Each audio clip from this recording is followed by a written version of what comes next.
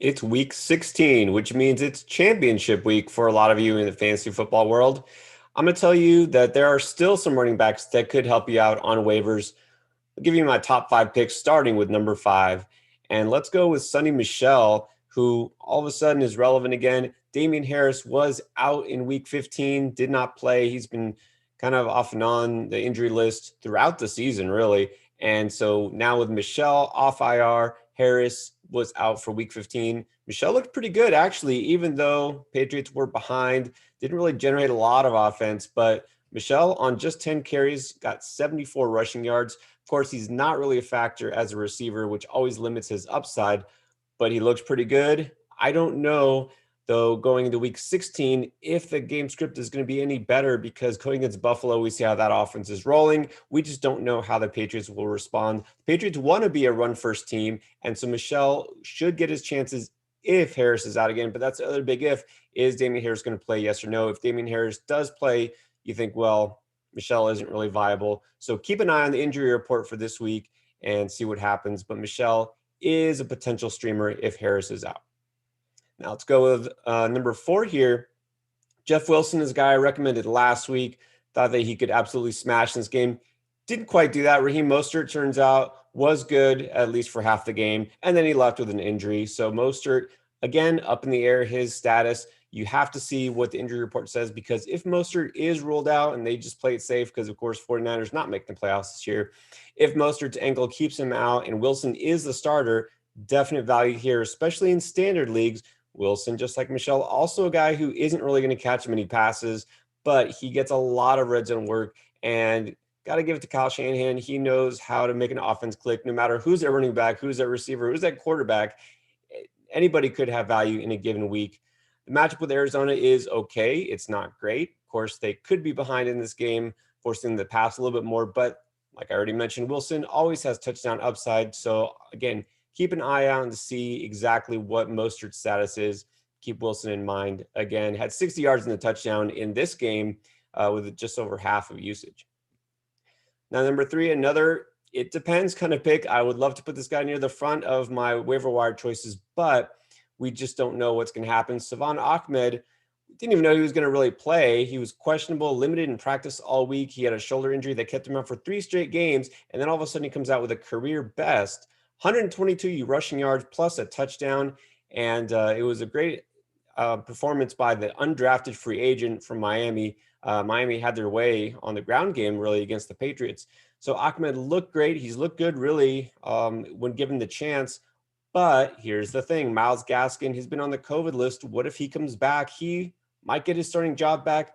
Maybe not. We have no idea, because Gaskin's been the guy. But of course, Ahmed hadn't done this before. So it's going to be really, really tough to decide what his value is. You think Ahmed might have earned himself the starting job. But again, this could just be a full-blown committee with him. And Breida even had his moments. Matt Breida, that's right, also in week 15. So I'd love to say he's a fine start going against the Raiders on Christmas Day. But again, you just kind of have to keep an eye and see what the plans are in this backfield, because it seems to be confusing each and every week. So number two, a guy that a lot of you maybe had on your roster, didn't all maybe put in your starting lineup, because Zeke Elliott was a last-minute scratch. And so Tony Pollard got to start his second career start, and he had himself a really nice day. So hopefully he was in your starting lineup and not your bench.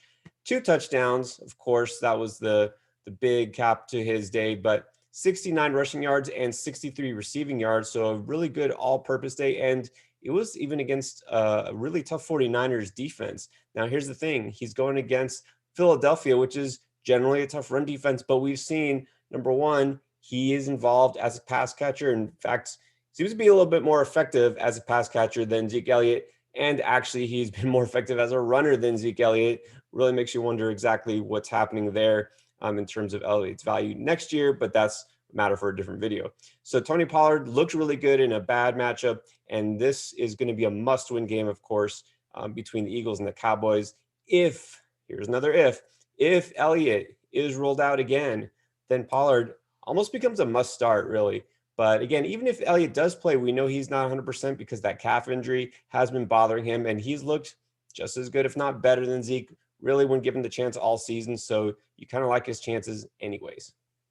But my number one pick, if Le'Veon Bell is still on waivers, and apparently he is in a lot of leagues, only 53% rostered, according to Yahoo. So I know, again, a lot of you maybe dropped him because he has not done anything all year, really. Well, now is the time where you wish you had him. This is why you have handcuffs, insurance policies, whatever you want to call it. You stash the backup running back. Clyde Edwards-Helaire left with a leg injury in week 15. Le'Veon Bell came in and for the first time all season was actually treated like an RB1, got his season high 15 carries, which isn't a lot, but still generated 62 yards and he scored a touchdown. So it was a decent fantasy day. But again, this was in, kind of an emergency use because Edwards-Helaire was out. If Bell gets a full workload, again, we don't know what the injury status is going forward. It looked like a pretty serious leg injury for Edwards-Helaire. But if Bell is the guy and the starter going forward, especially in week 16, you have to consider him a must start. Now, I know that Atlanta actually has a pretty good run defense. Believe it or not, all season long, they've been really tough. Top 10 run defense. But still, Le'Veon Bell is the type of back who gets a lot of work as a receiver, of course. And going to the Chiefs offense, I mean, the scoring upside is always going to be there. So he definitely is somebody you want in your lineup. If nothing else, add him so that your opponent doesn't, because you might regret it. All right, well, hopefully this helped. Good luck if you're still going for a championship. Your end game is to win. Our end game is to help you do just that. So good luck in week 16, and thanks for watching.